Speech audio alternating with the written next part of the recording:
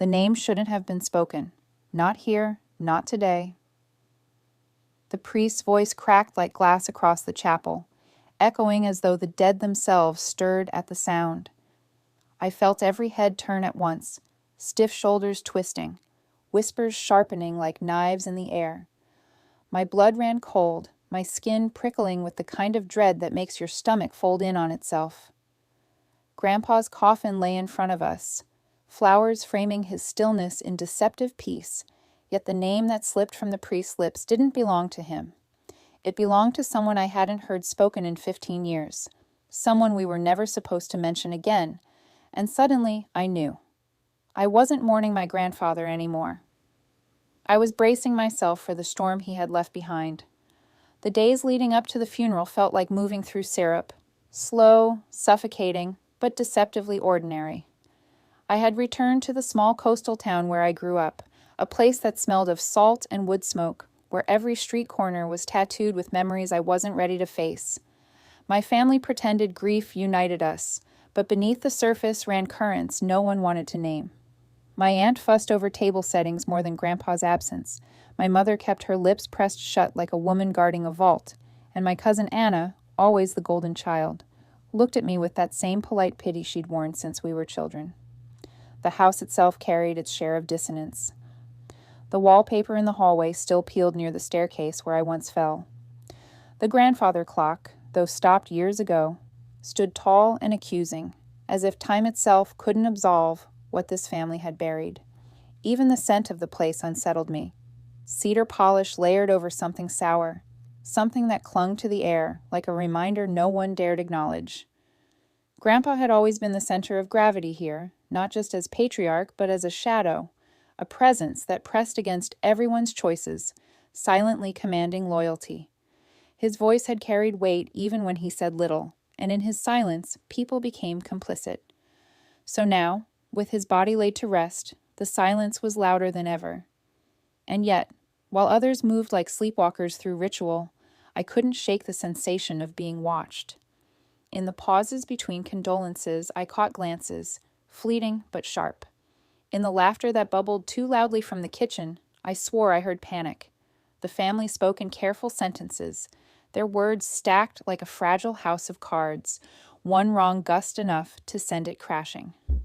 I told myself it was grief playing tricks on my nerves, that funerals always unearthed more than they should, that people weren't themselves when the soil was fresh and the air still smelled of lilies. But even as I tried to treat it as an illusion, something nagged at the edge of my vision.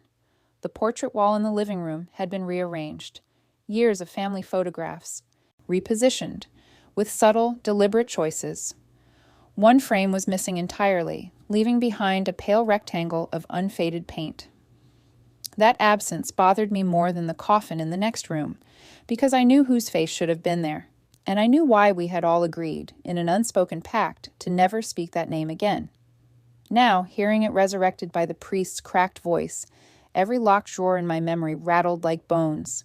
The funeral was meant to be closure. Instead, it felt like a reckoning we had been postponing for far too long, and the dread spread through me like water through cracked stone, unavoidable and permanent. It was the second night after the funeral when the trigger revealed itself. The house had grown unnervingly quiet.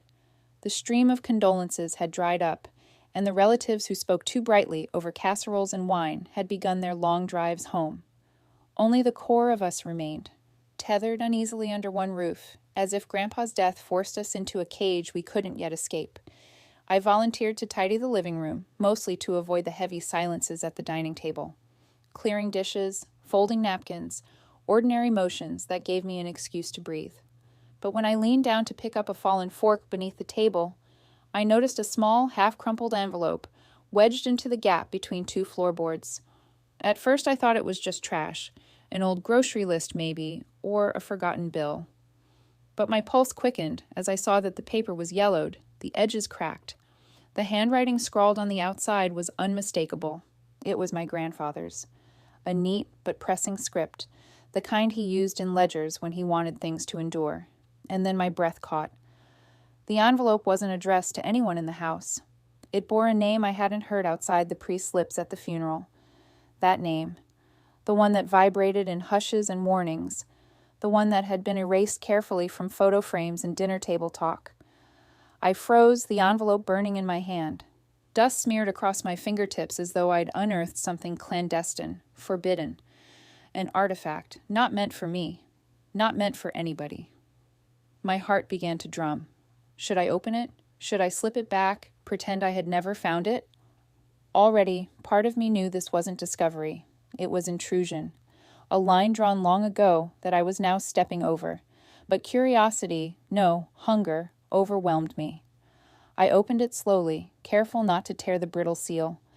Inside was a single sheet of paper, folded twice, covered in that same unmistakable handwriting.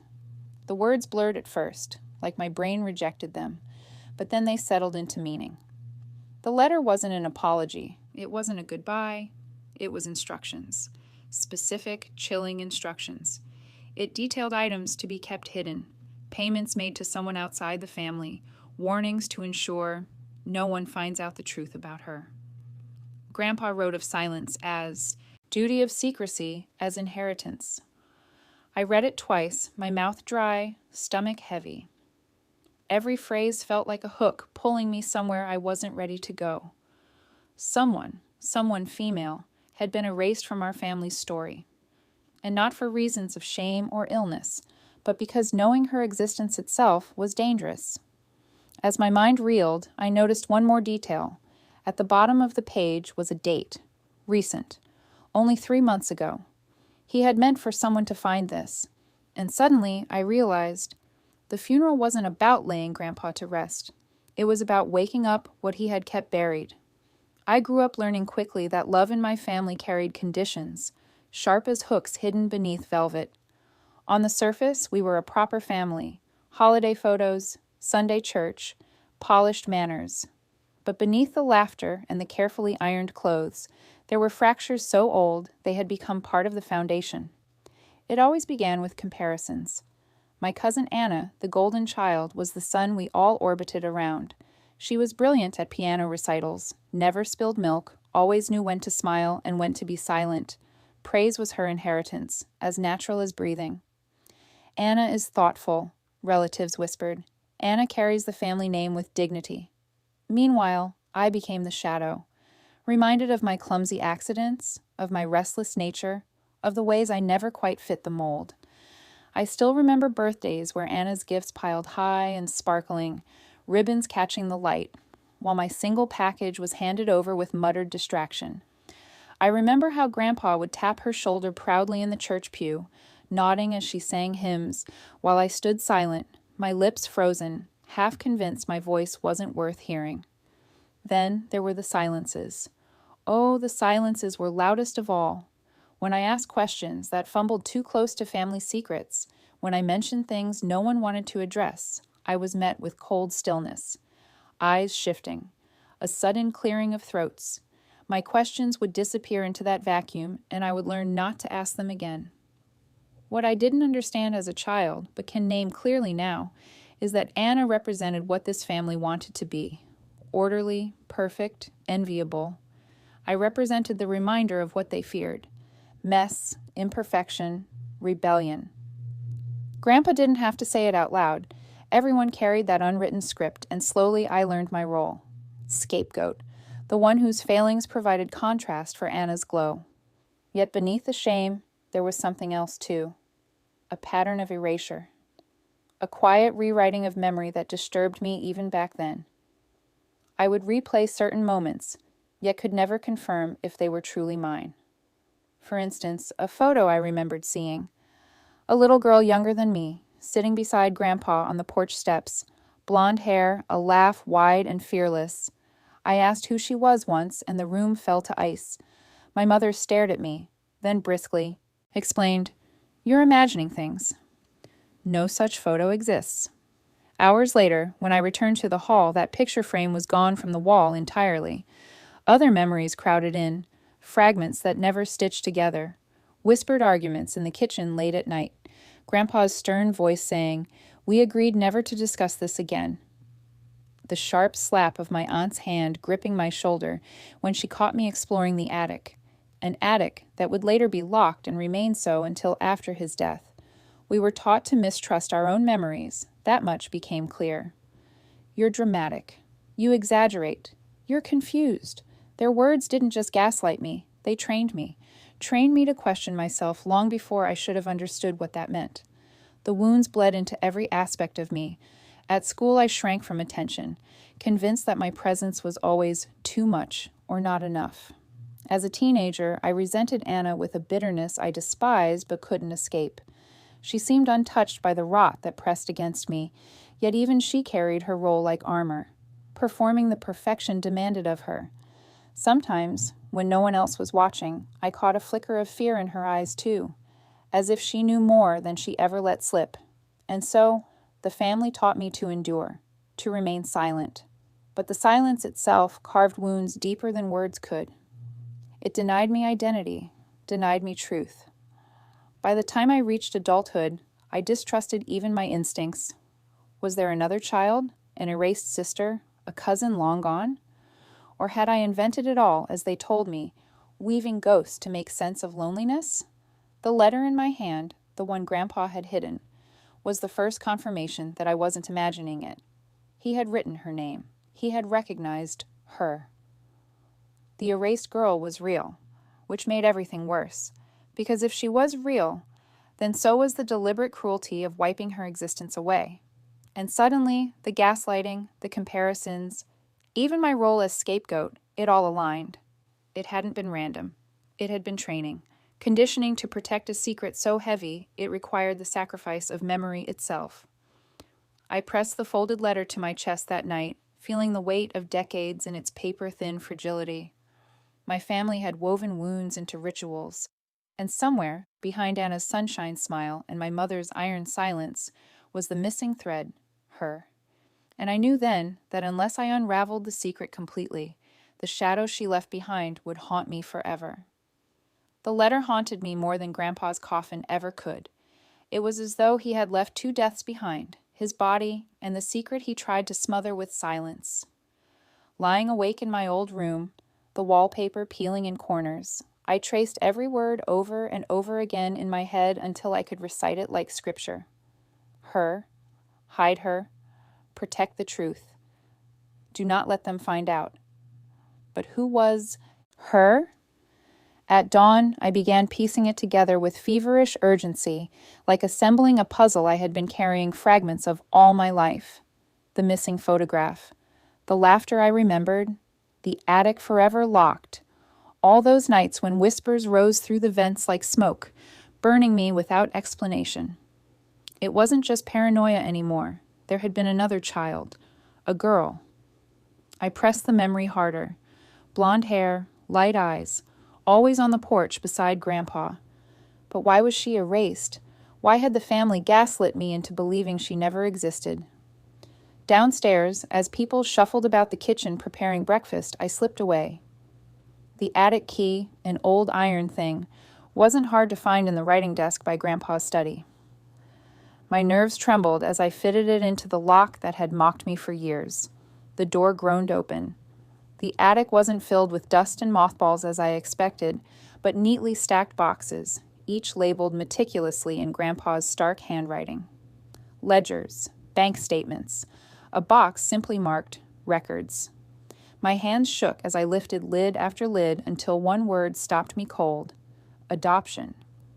Inside the box were papers curled and yellowed by time, legal documents, signed contracts, dates scrawled across margins, and then a photograph paper-clipped to the top sheet. The girl. Blonde hair, wide grin, that same porch background. Confirmation. She was real. But the document beneath made my throat burn. She was me. The adoption papers bore my name. My birth certificate, a different one than the copy I had seen growing up, declared me someone else entirely. Details listed a birth mother I had never known existed. Somewhere along the line, someone had erased these documents, overwritten them with new records, constructed a new identity for me. And yet, the photograph didn't lie. If I was adopted, then who had the girl in the photo been? A sister? A twin? Or had I been swapped with her? I needed answers, But as I shuffled through papers, something else caught my eye. On the back of the adoption contract, written in Grandpa's unmistakable script, was a chilling note. We keep one. We erase the other. A wave of nausea nearly doubled me over. My mind spun in loops I didn't have language for. Had there been 2 children, a twin abandoned, one chosen, the other erased? Or had I been allowed existence only in exchange for silence about her? The stairs creaked behind me, and I froze. "Why are you in here?" It was Anna's voice, sharp as broken glass. I turned, papers still in my hands. Her expression wasn't confusion. It wasn't even anger. It was fear, recognition. She knew. For a moment, neither of us spoke, and in that silence, I realized the truth I hadn't considered. Anna wasn't clueless. She wasn't just a golden child basking in Grandpa's favor. She was an accomplice. Her next words confirmed it. Low, bitter, trembling. "You weren't supposed to find her." The phrase clamped around my spine, like a vice. Her, the girl in the photo, the name on the letter, the ghost we were made to forget. And in that moment, the mystery wasn't whether she had existed. It was what my family had done to erase her. Anna closed the attic door behind her as though sealing us in a tomb.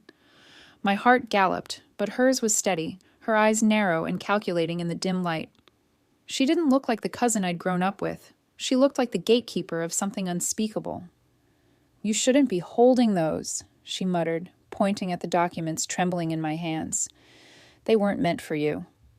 Her words landed with a finality that made bile rise to my throat. "Meant?" "Anna, this is my name, my paperwork, my adoption file." My voice cracked, but I didn't care. "How could you know about this? How long have you known?"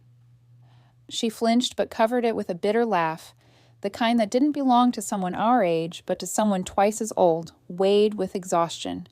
"I've always known," she admitted quietly, "at least since I was 12. Grandpa told me. He said it was my responsibility to protect the family from you digging too deep, to make sure you stayed in your role." "Role?" I repeated, my grip tightening on the papers. My hands shook so fiercely I feared I'd tear them. "What kind of role is that? To gaslight me, erase me, make me feel like a mistake in my own home?"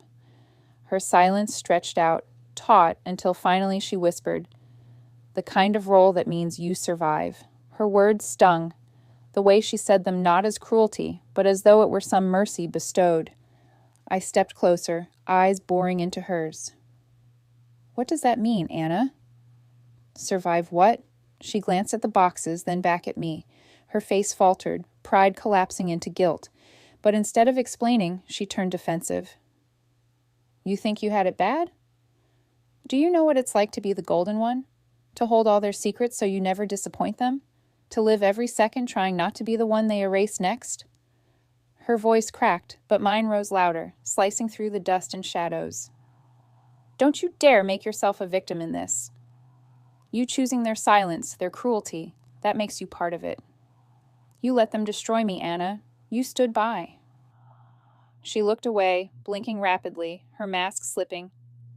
"You don't understand," she said, almost pleading. "They couldn't let her live." Not after what she represented. Not after what he did. Her slip jolted me. "Hey," I seized on it. "Who, Anna?" "Who did what?" She froze, lips clamped shut, panic replacing her composure. Her fear told me more than her silence ever could. Grandpa, it had to be him. I stepped even closer, the words spilling before I could stop them. "That girl in the photo? She was my sister, wasn't she?" Her pupils dilated, and in that instant, before she could recover, I saw it. I was right. She was my twin, I whispered to myself, the realization hollowing me out. "And you all erased her." Anna finally snapped, voice rising like a breaking wave. "Because she wasn't supposed to exist. Don't you get it? Grandpa arranged. He decided one of you could stay and the other had to go. It wasn't about love. It was about survival of the family's name. And I've carried that secret my whole life." My stomach dropped as though I were falling through the attic floor itself. I wanted to scream, but I couldn't. Her words wrapped around me like chains, heavy and suffocating. You should put those papers back, Anna said, her voice hardening again, cracking under the weight of her fear. Pretend you never saw them. Walk away, or this family will eat you alive the way it did her. I looked down at the adoption file in my hands. My truth, my sister's absence. Grandpa's shadow threaded through every word of it. No, I finally said, my voice steady for the first time. I won't carry your silence anymore. Her eyes filled with panic, then rage. But I was done being the scapegoat. The confrontation wasn't over. It was just the beginning of the reckoning none of us could escape. The attic no longer felt like a room. It felt like a stage, and the air pressed hot against my skin as though the very house knew something unspeakable had been unburied. Anna and I stood there, the pale light from the single dusty window cutting our faces in half. Hers furrowed, trembling with both defiance and fear. Mine burning with a rage that was strangely calm. I clutched the papers tighter. The truth had weight now. Not abstract, not whispered, not gaslit away. It was solid, real, undeniable. I'm telling them, I said evenly. Anna shook her head, laughing bitterly. And what then? You think they'll embrace you? That they'll hand you justice on a silver platter? No, they'll deny it all. They'll tell you the same thing they told me, that she was unstable, that she threatened everything. They'll make you sound crazy, because that's easier than admitting what they did. Her words stung, not because I doubted her, but because deep down I believed her. I had lived my entire life under their pattern of silence and erasure. They wouldn't confess now, even with papers in my hands. No, they would brand me the liar once again. Still, I walked past her. My decision wasn't to beg for the truth from their lips. My decision was to drag it into light, whether they squinted against it or not. Downstairs, the family had gathered in the parlor. My mother, pale and rigid. My aunt, fussing with a tray of untouched teacups. They looked up as I entered, papers clenched in my grip like a weapon. The atmosphere shifted, as if they could smell what I carried. I found something, I said. My voice surprised me. It was level, almost cold. My mother didn't ask what. She whispered, "No," as if she had been dreading. This exact moment, her whole life. I lay the envelope and documents on the table. Adoption records, birth certificate, Grandpa's letter.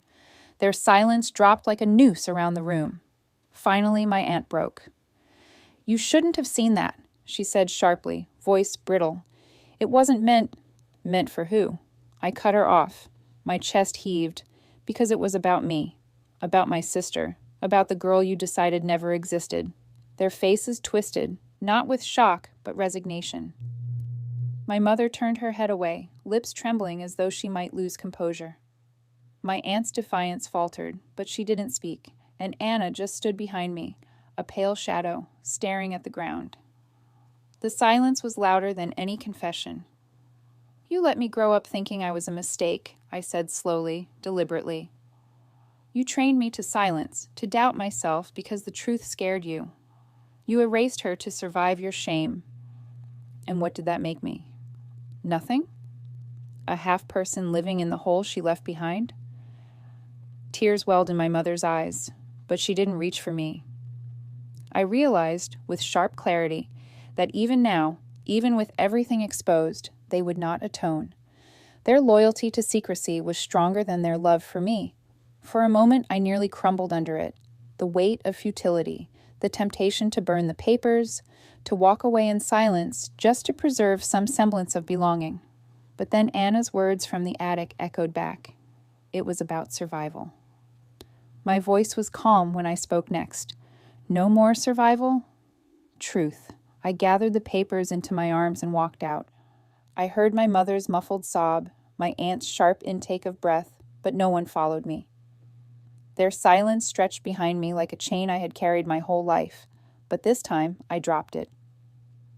Outside, the air hit me fresh and cold, and for the first time, my lungs filled deeply.